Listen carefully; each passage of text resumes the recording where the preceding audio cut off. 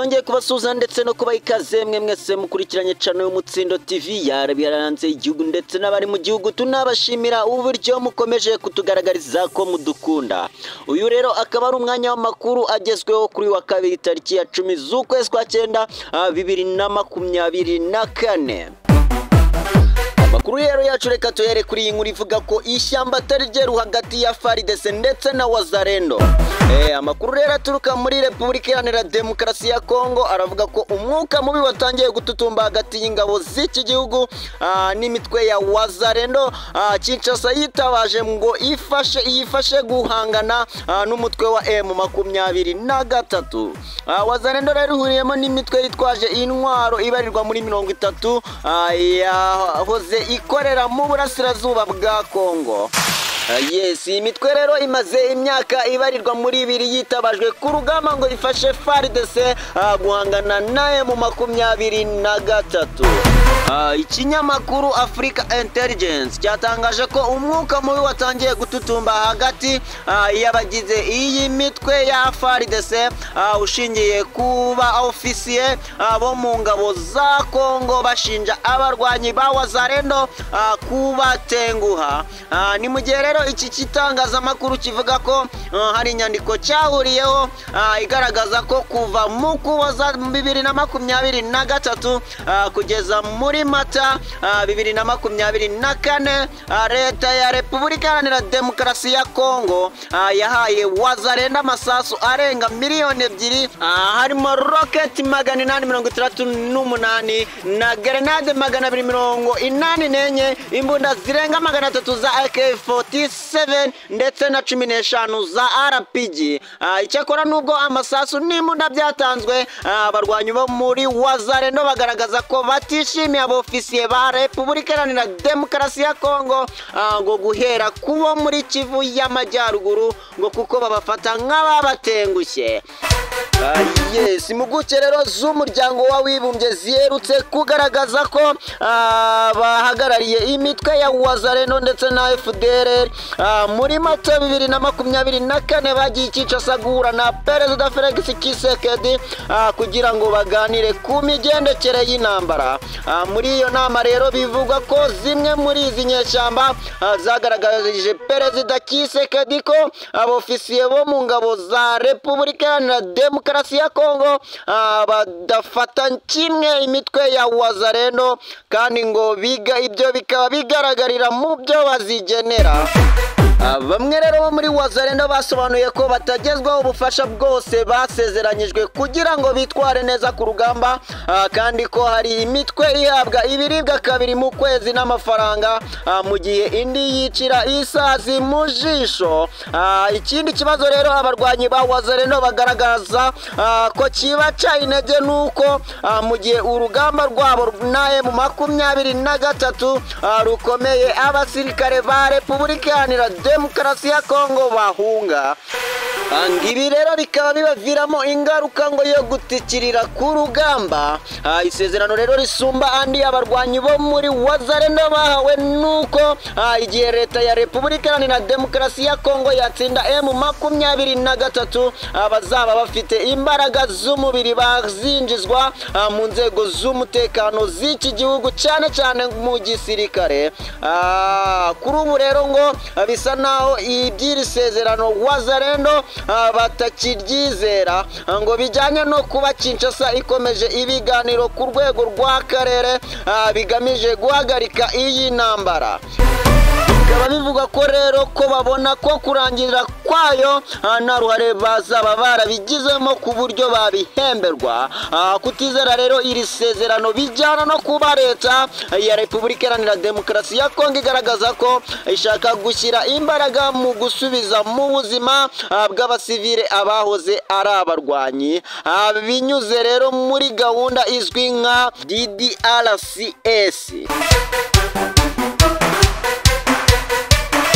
Yes, inshuti rero zacu ntabwo twagenda tutababwiye, ntabwo twava muri Repubulika Iharanira Demokarasi ya Kongo tutababwiye amakuru y'uyu munsi, tutababwiye update z'uyu munsi, tutababwiye ko Rutshuru M23 yaramutse irasana na FARDC.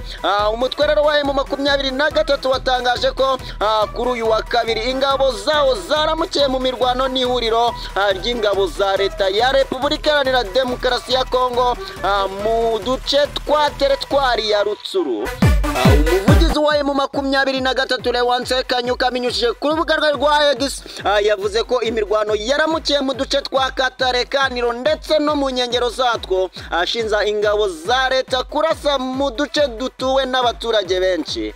Ati rero turamagana twivuye inyuma ibitero simusiga byagabwe n'ihuriro ry'ingabo z'ubutegetsi bwa Kinshasa byibasiye abaturage b'abasivile muri utu duce, cyane cyane Katare, Kaniro ndetse no mu nkengero zatwo.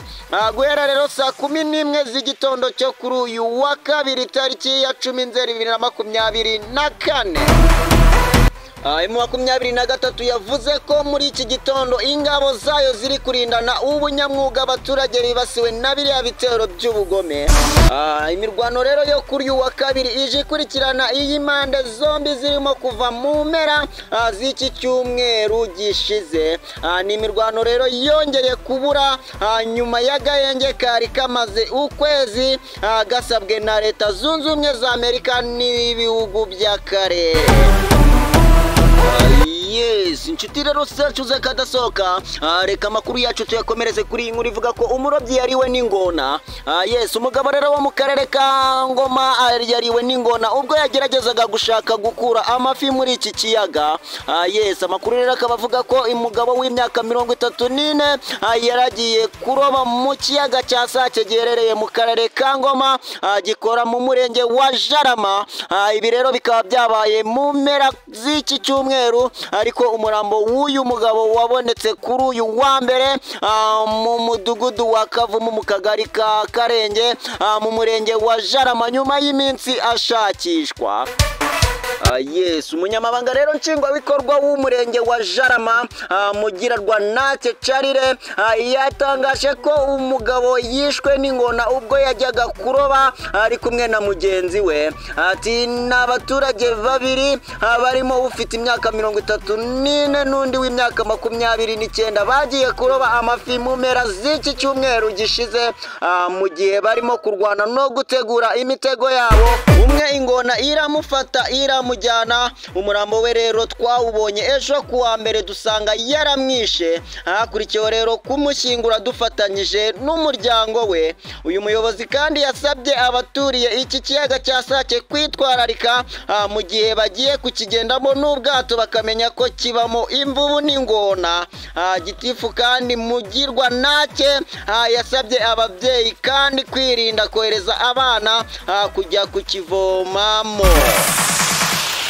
Yes, inshuti rero zacu zakadasohoka, ntabwo twagenda tutababwiye ku makuru avugwa mu myidagaduro, ntabwo twagenda tutababwiye iyi nkuru ivuga ko Ruga arimo kuririra mu myotsi. Umuhanzi rero Ruga wari umaze igihe kinini yemeza ko yakundanaga n'abakobwa 5 icyarimwe, aremeza ko atazongera gukundana na rimwe.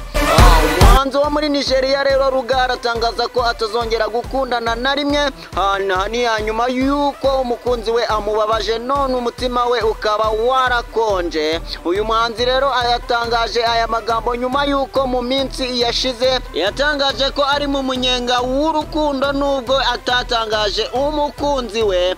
Mu bihe rero byashize Ruga yaje gutangaza ko afite ubushobozi bwo gukundana n'abakobwa 5 icyarimwe kandi bose akabakunda ku buryo bungana.